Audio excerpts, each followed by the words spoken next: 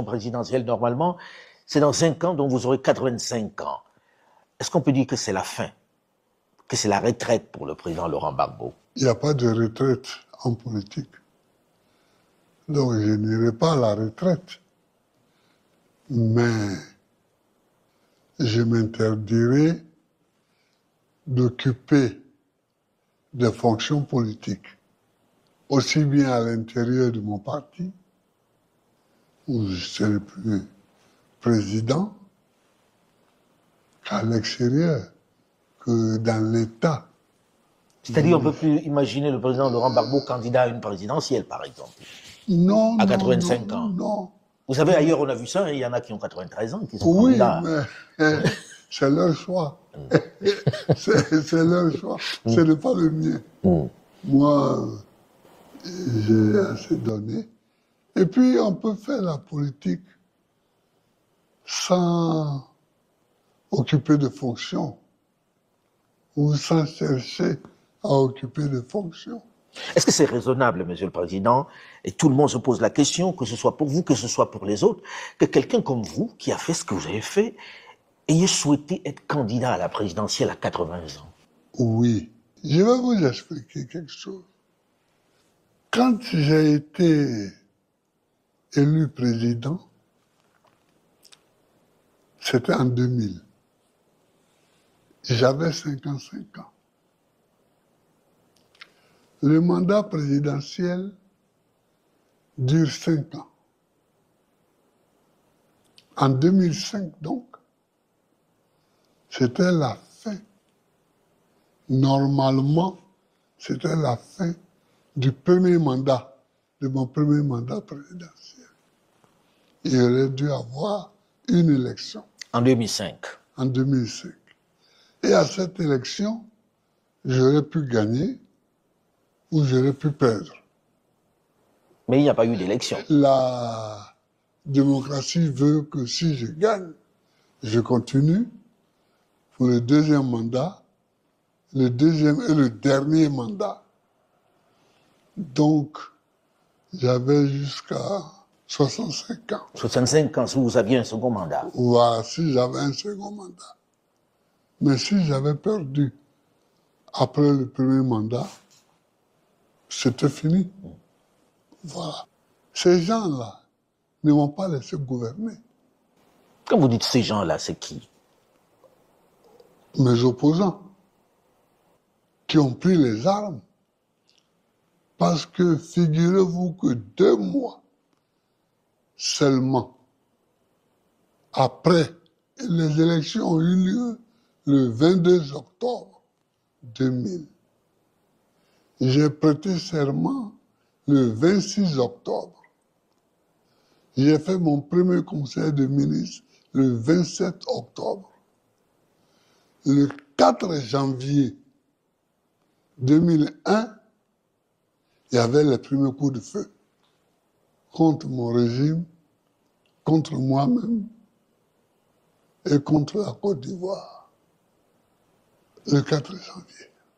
C'est-à-dire moins de 3 mois après que vous ayez pris vos fonctions. Moins de 3 mois après. Ils m'ont donné une longévité inespérée. Ils m'ont donné une longévité au pouvoir. C'est pourquoi je suis encore là. Comment ça? Parce qu'ils n'ont pas voulu appliquer la Constitution. Or, dans notre Constitution, celle qui avait cours en 2000, la Constitution de la Deuxième République, quand le pays est divisé, il n'y a pas d'élection. Parce qu'ils ne se sont pas arrêtés au 4 janvier. Quand nous avons repoussé les assaillants qu'on appelait le complot de la Mercedes noire, quand on les a repoussés, ils sont partis en laissant beaucoup de morts des deux côtés. Et en 2002, j'étais en visite officielle en Italie. En Italie, oui. Quand ils ont remis le couvert, j'explique pour le moment, pas que j'ai pas eu le temps de gouverner, ça c'est un autre chapitre, mais pour le moment que ma longévité s'explique par la guerre civile qui m'a été menée. Alors, J'ai dû faire face jusqu'à ce que ils arrivent au pouvoir finalement et que tous ceux qui étaient derrière eux lèvent la tête. alors c'est pas votre genre de faire de la langue de bois. Quand vous dites eux, c'est qui? Eux, on a vu après que bon, il y avait des jeunes gens ivoiriens là, les Soro Guillaume, les IB, qui ont fini par tuer eux-mêmes à Bobo. Les jeunes gens là, il y avait ce groupe-là qui n'a pas pensé la rébellion et qui n'a pas financé surtout la rébellion. Mais il y avait ensuite l'équipe d'Alassane Ouattara, qui a été nommément citée par les rebelles comme étant leur financier, qui leur donnait 25 millions par mois. Ça a été cité, ça a été montré? Cité clairement. Ça a été cité clairement. Et puis, il y a la France. C'est Nicolas Sarkozy qui voulait vous vitrifier. Ouais, qui voulait me vitrifier et qui, à la fin des fins, bon, m'a quand même eu à bombarder la résidence présidentielle de Côte d'Ivoire, c'est-à-dire d'un pays étranger, qui m'a fait arrêter Pour aller passer... le 11 avril 2011. J'ai fait 8 mois à Korogo, puis après, j'ai été déporté à La Haye. Où vous avez passé une dizaine d'années. Ou une dizaine d'années. Une dizaine d'années. Voilà. Monsieur le Président, vous êtes revenu, vous n'avez pas pu être candidat. Okay, vous avez dit que vous ne prenez pas votre retraite, que vous resterez toujours dans l'environnement, peut-être pour accompagner. Je pense que c'est plus dans le domaine de l'accompagnement, du legacy.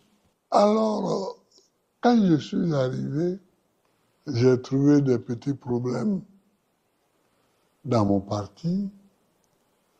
Donc, j'ai créé un parti. Le PPACI. Le PPACI, pour laisser tranquille.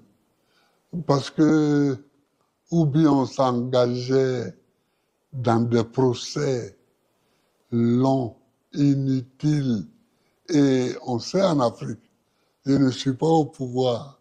Bon, donc... on peut tirer en long, et en long très longtemps. Voilà. Bon, j'ai laissé ça et j'ai créé un autre parti, le PPAC, Parti des peuples africains.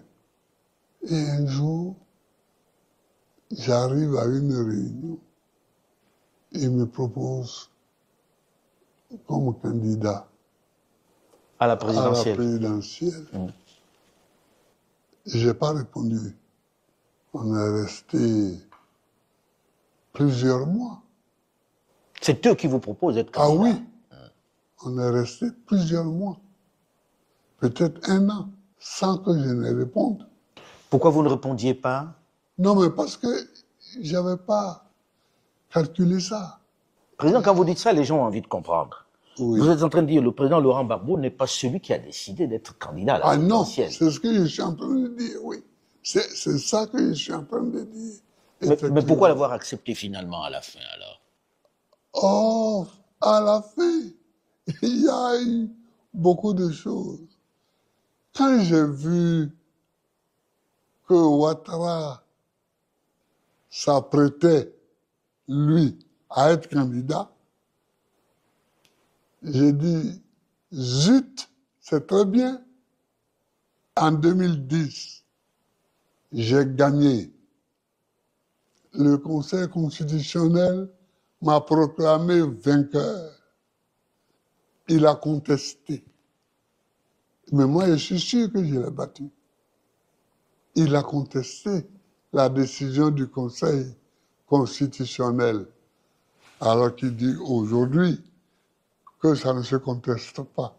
Mais il a contesté. Alors j'ai dit, mais on va remettre ça. Ah, c'était le remède en Oui. réalité. Vous vouliez vraiment... oui. C'était l'opportunité. On va remettre ça pour voir qui a vraiment gagné. Et donc c'est pour ça que j'ai accepté. Que la vérité pour que la vérité puisse s'exprimer. C'était pas le même match, mais vous aviez envie de... Ah oui, bon, moi j'ai 80 ans, il en a 84, mais bon, la vérité pouvait quand même s'exprimer. Qui a vraiment gagné? Oui, qui a vraiment gagné. Ce match-là n'aura finalement pas lieu. Ce match n'aura pas lieu puisque il a écarté ma candidature. Président, quand vous entendez ça, Oui. beaucoup de gens se disent 80 ans. Le président Gbagbo n'est pas jeune. Le président Alassane n'est pas jeune non plus. Est-ce que vous aviez la santé, même si vous aviez été élu pour gouverner? Écoutez... Parce que le président Alassane a dit il est en pleine santé, il est en pleine forme. Oui, bon. Vous savez, il y a des déclarations politiques que nous faisons. À 80 ans, on n'est pas en pleine santé. Vraiment? À 80 ans passés, on n'est pas en pleine santé.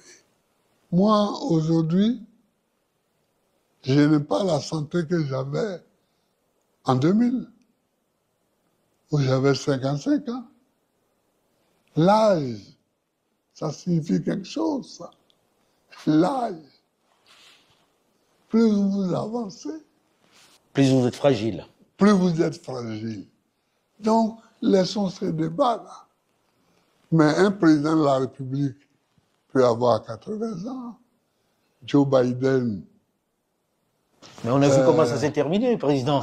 Joe Biden, on a vu comment ça s'est terminé. Est-ce que c'est pas un âge critique quand même? Oui, mais Joe Biden, son prédécesseur, successeur, Donald Trump, bon, vous savez, dans le monde, il y a des présidents qui sont plus jeunes.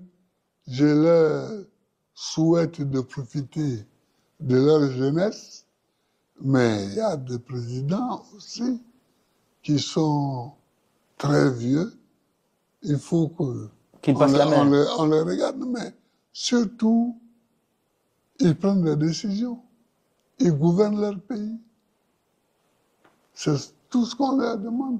Mais est-ce qu'à cet âge-là, on peut vraiment gouverner? Est-ce qu'on n'est pas vraiment affaibli pour pouvoir gouverner? Non. Non, moi je ne ferai pas ce débat-là. Parce que gouverner, c'est pas courir les 100 mètres tous les matins. Hein. C'est pas ça, gouverner. Mais il faut avoir une certaine lucidité, quand même. Ah oui. Or, la lucidité, on l'a. Pas pour tous. Peut-être. Mais en tout cas, moi, la lucidité ne m'a jamais fait défaut. Alors, président, là, samedi, on vote. Oui. Samedi, on vote en Côte d'Ivoire. Les gens regardent en se disant, le président Gbagbo n'est pas candidat. On attend qu'il dise quelque chose. Pour qui les gens vont voter? Pour qui vos supporters, qui sont nombreux, doivent voter samedi? Je vais répondre très clairement à votre question. Mais je voudrais d'abord dire, Laurent Gbagbo n'est pas candidat. Il faut dire Laurent Gbagbo était candidat, a déposé sa candidature. Elle a été écartée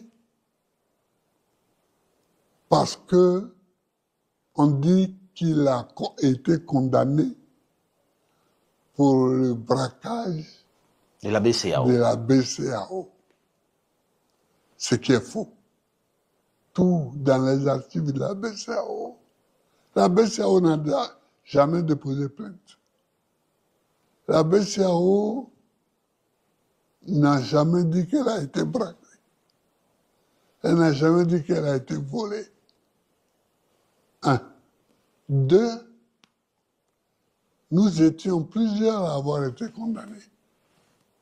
Le Premier ministre Akengbo, le ministre de l'économie et des finances, le ministre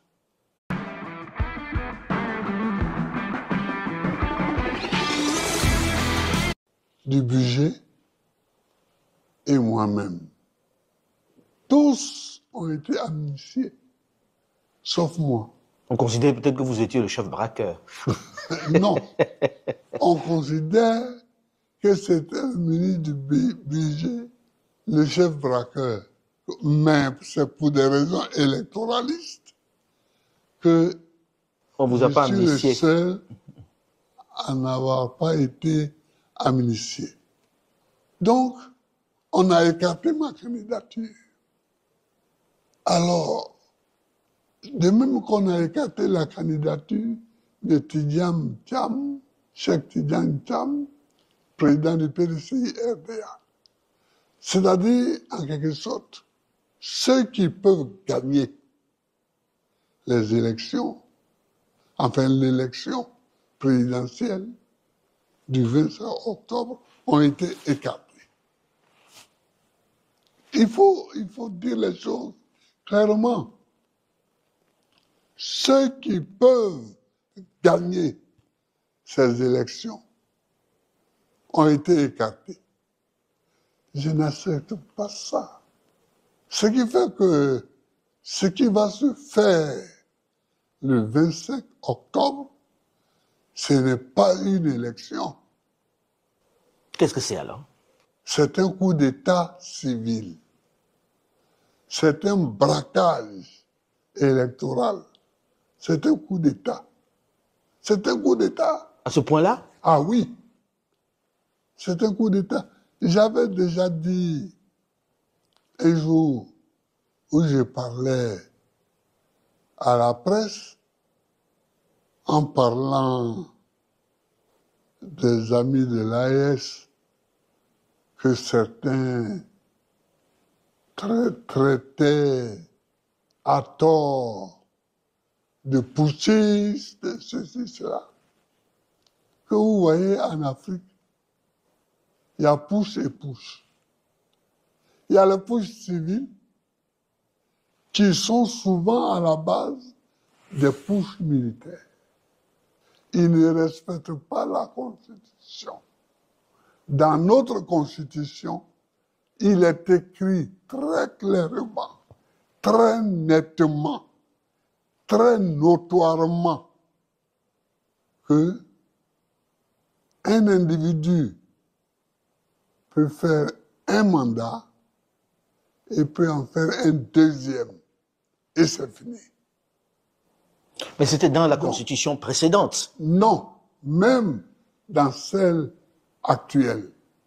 Qui annulait les deux premiers mandats. Même la Constitution actuelle, il a repris ça. Ça veut dire que dans la Constitution actuelle, on tient compte des précédents mandats? Ah oui, et c'est écrit aussi. Il faut tenir compte de ce qui était écrit dans l'autre Constitution concernant ce sujet-là. Mais alors, comment expliquer que toute la classe politique n'ait pas pu dénoncer si c'est véritablement un braquage, comme vous le dites, si c'est un putsch constitutionnel, comme vous êtes en train de le faire remarquer, avec toute la classe politique que compte la Côte d'Ivoire, comment est-ce que ce n'est pas entendu? Moi, je n'en sais rien. Mais, en tout cas, beaucoup dénoncent ce braquage. Beaucoup dénoncent ce braquage, ce coup d'état civil. Mais président, on va aux élections là, et les gens ont été candidats, Oui. des gens de l'opposition. Déjà, j'ai envie de comprendre, je ne sais pas si en Côte d'Ivoire on souffre du même syndrome que l'opposition camerounaise. Comment expliquer que malgré tout ça, vous n'ayez pas pu avoir un candidat unique qui puisse défendre ce que vous dites. Si vraiment il y a braquage, les gens se seraient peut-être alignés derrière ce candidat que l'opposition aurait choisi. Mais pourquoi voulez-vous qu'on choisisse un candidat? Il y avait au départ 60 candidats. Une soixantaine de candidats. Oui. Il y avait une soixantaine de candidats. Les gens se sont présentés. Bon, parce qu'en ce moment-là, tout le monde pensait qu'il s'agissait d'une élection. Vous pensez qu'aujourd'hui, on ne pense pas qu'il s'agit d'une élection? Non. Et alors pourquoi ils y vont? Ah, mais ça, c'est leur affaire. Allez leur demander. Moi, j'ai envie de Vous êtes comprendre. un journaliste très connu, très... Oui, alors, vous pouvez demander à ceux qui y vont. Mais en même temps, Président, vous avez créé un cadre dans lequel vous discutiez avec l'opposition. C'était bien pour aller aux élections. Vous avez discuté avec un certain nombre de membres de l'opposition, des partis de l'opposition. Oui. Pourquoi est-ce que vous n'êtes pas arrivé à un consensus alors, pour avoir un candidat qui aille vraiment vous représenter dans ce scrutin? C'était pas l'objectif. C'était quoi l'objectif? L'objectif, c'était de savoir, après notre élimination, qu'est-ce qu'on faisait.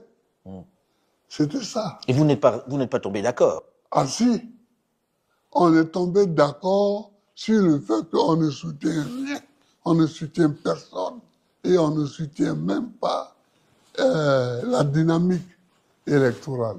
Alors, Monsieur le Président, Voilà. dans votre propre parti, le PPACI, Oui, il y avait une idée de plan B, oui, représentée par M. Domelo. oui. Vous ne soutenez pas au point de l'exclure du parti, alors qu'il aurait pu représenter aussi une partie de cette opposition dans ce scrutin, s'il bénéficiait de vos voix?